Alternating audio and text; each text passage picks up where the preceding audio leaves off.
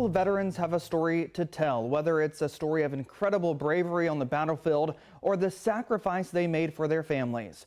Those stories are what the Library of Congress wants to keep after generations. Today, people celebrated the third Veterans Day History Project in News 12's Biljana Garland with how these initiatives help capture living history right here in our community. The positive things I did, my parents never knew about them.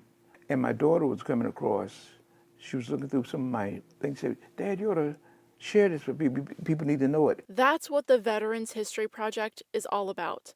The stories that seem like nothing are exactly what the Library of Congress wants to archive. Back then, being in the military was not the cool thing to do. When we came back from overseas, you know, the old stories about being called names and being spit on in the airport were all true. People hated the military.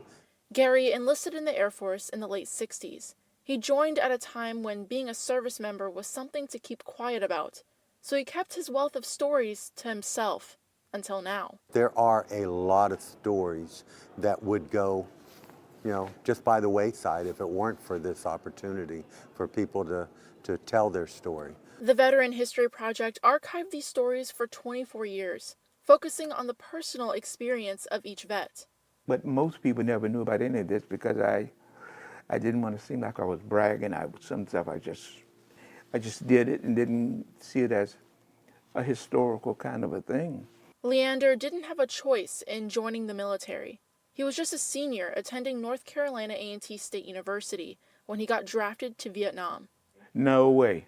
No way. I was vehemently opposed to anything that was had to do with the military. He says his service forced him to grow in ways he didn't expect. It's difficult to talk about some of the things that happened. It was, of course, the Jim Crow period. It was a black school. There was a lot of violence going on. You know, I don't know, the police and the National Guard came and shot the campus up. There's a whole lot of stuff that went on there that was just horrible. And when I went into the military, I was still angry from a lot of that. He says it was the people he met along the way that kept him going until he retired from the Air Force. The process is simple. Just a 30-minute interview, and then 2 weeks later, the story is in the Library of Congress.